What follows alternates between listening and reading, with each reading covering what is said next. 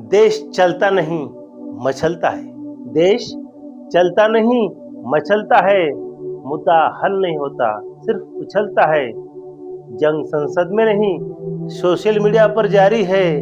आज मेरी तो कल तेरी बारी है। दोस्तों, यही बयान आज वर्तमान में राजनीतिक दल के नेता कर रहे हैं। नमस्कार दोस्तों, मैं हूं डॉक्टर संतोष आडे। मेरे दोस्त डॉक्टर पुरुषोत्तम जुन्नी, जो गोदावरी महाविद्यालय में मराठी विषय को लेकर अध्यापन का कार्य कर रहे हैं, उनके सैकड़ों आर्टिकल अखबारों में आ चुके हैं। उस वर्तमान आर्टिकल को वीडियो के माध्यम से आप तक पहुंचाने का प्रयास है। उनके आर्टिकल की लिंक मैंने आपको डिस्क्रिप्शन में नीचे दी है, उसे जाकर आप चेक कर लीजिए। दोस्तों, हालांकि धर्म का अर्थ कई लोगों द्वारा अलग अलग तरीके से परिभाषित किया गया है, लेकिन व्यापक अर्थ लेने में कोई समस्या नहीं है। धर्म जीवन जीने का एक तरीका है। आज की वर्तमान स्थिति में राजनीतिक दल ही आधुनिक समय का धर्म दिखाई दे रहा है। प्राचीन एवं मध्यकाल में जीवन पद्धति अथवा शोषण की व्यवस्था धर्म के अनुसार होती थी, जिसे आज राजनीतिक दल अपने अनुसार खड़ा करने की कोशिश कर रहे हैं। इसीलिए इस बात पर गहरा संदेह है कि धर्म क्या है या राजनीतिक दल क्या है।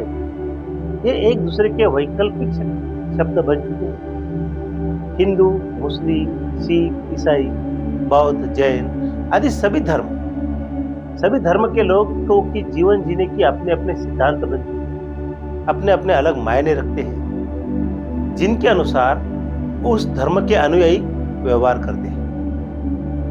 यदि कोई दूसरा व्यक्ति उस धर्म का अनुरूप या कोई टिप्पणी करता है, तो सभी एकजुट होकर उसका पुरजोर विरोध करते हैं।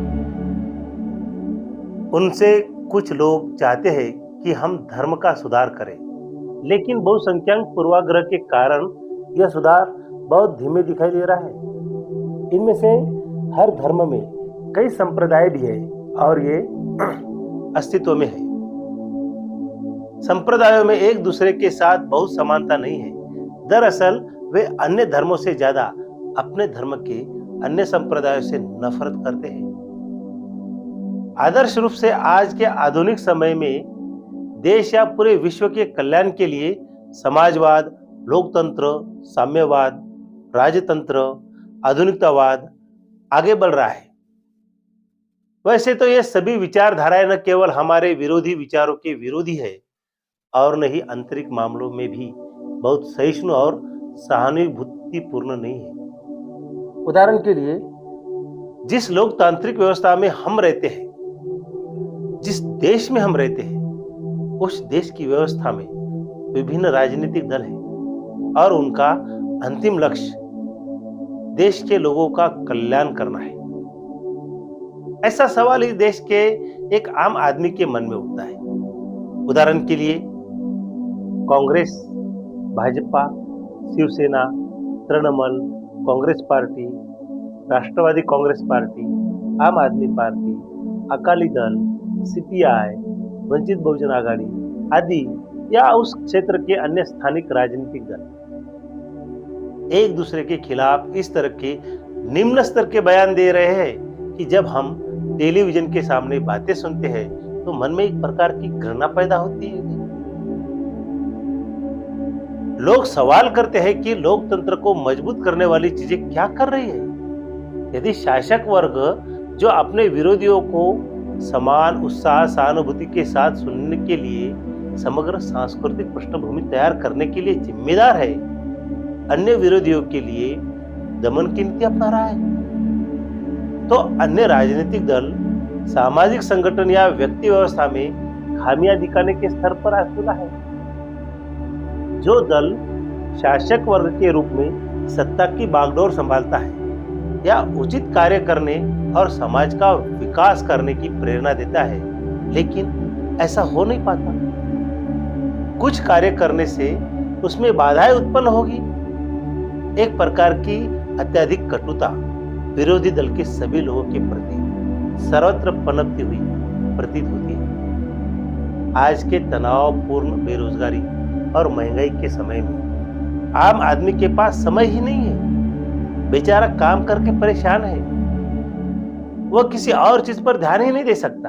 या फिर हमारा समय बर्बाद ना हो इसलिए सभी समाज के लोग अपना अपना काम कर रहे हैं और हमारे प्रतिनिधि हमारे देश को सही ढंग से चलाए, इसलिए हम चुनाव में जिताकर उन्हें देश की सेवा करने के लिए या समाज के हित में कुछ काम करे इसलिए उन्हें संसद में भेज रहे हैं। लेकिन क्या काम कर रहे हैं आज आप वर्तमान स्थिति में देखते हो।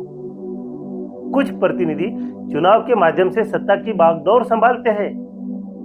उन्हें प्रतिनिधियों के प्रति यह उचित अपेक्षा है कि उनमें क्रोध, लोभ, मोह, इच्छा, घृणा, स्वार्थ, मान अपमान न हो।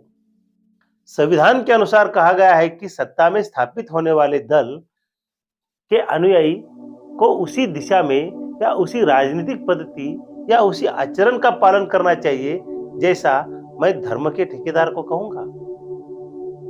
जिस प्रकार से धर्म का आचरण किया जाता है ना, उसी प्रकार से राजनीति का भी आचरण करना चाहिए। इसी तरह ऐसा लगता है कि राजनीतिक दलों के नेताओं ने अपने अनुयायियों को चेतावनी दी है कि मैं उसी पूर्व दिशा में काम करूंगा जो मुझे पार्टी ने आदेश दिया है। राजनीतिक लोगों को यह पता होना चाहिए कि आप जिस पार्टी से है, जिस विचार से आप जुड़े हैं, वो पार्टी एक साधन है, साध्य का साधन है। एक बार जब आप सत्ता की बागडोर अपने हाथ में ले लेते हो तो आप न केवल उस पार्टी के या उस विचार के होते हैं, बल्कि समाज आपको समग्र समाज के प्रतिनिधित्व करने के लिए आपको उस प्रतिनिधित्व के रूप में आपको देखता है। यहां तक कि एक मतदाता जो आपको वोट नहीं देता वह भी उतना ही महत्वपूर्ण है जितना कि कोई वोट देने वाला हो। कहा जाता है ना, मुर्दा लोहे के औजार को बनाने वाले अपने आंसू को हथियार बनाने वाले हमको बेकार समझते हैं राजनीति वाले, मगर हम हैं इस मुल्क की सरकार बनाने वाले। दोस्तों, सरकार इसी जनता से ही बनती है और उसी जनता को लोग भूल जाते हैं। सरकार तथा विरोधी पार्टी के लोग दोनों के बीच किसी भी प्रकार का द्वंद्व एक व्यवस्था के रूप में देश, समाज और आने वाले भविष्य के लिए घातक है।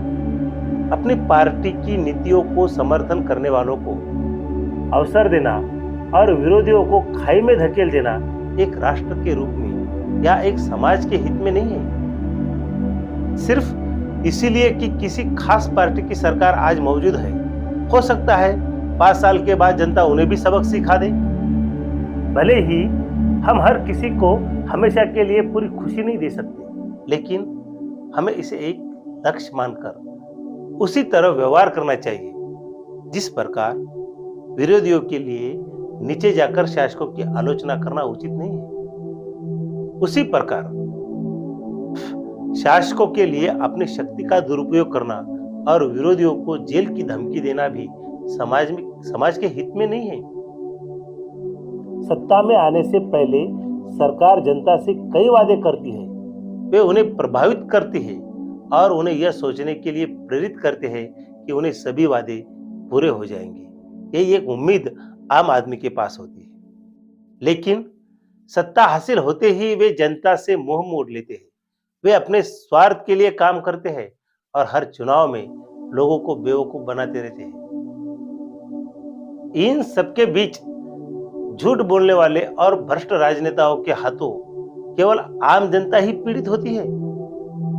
मिडिल क्लास तो अपने अपने काम में इस प्रकार से बिजी है, लेकिन आम आदमी इतना ही नहीं, शरीर में रक्त संचार के लिए इंसुलिन की जिस प्रकार आवश्यकता होती है, उसी प्रकार देश में मौजूद विभिन्न सामाजिक संगठन भी काम कर रहे हैं। रक्त संचार को सुचारू रूप से चालू रखने के लिए, व्यवस्था में बनी रुकावटों को दूर करने के लिए सामाजिक संस्थाएं सदैव तत्पर रहती है।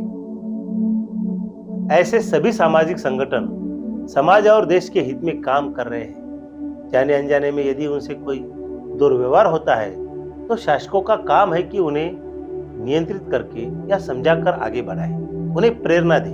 हालांकि यदि हम ऐसे विरोधियों या सामाजिक संगठनों के प्रति किसी प्रकार की घृणा रखते हैं या उन्हें नष्ट करने की साजिश रचते हैं तो यह व्यवस्था फायदेमंद नहीं होगी। आजकल पार्टी में ही चल रहा है, कहा जाता है ना, पार्टी में क्या चल रहा है।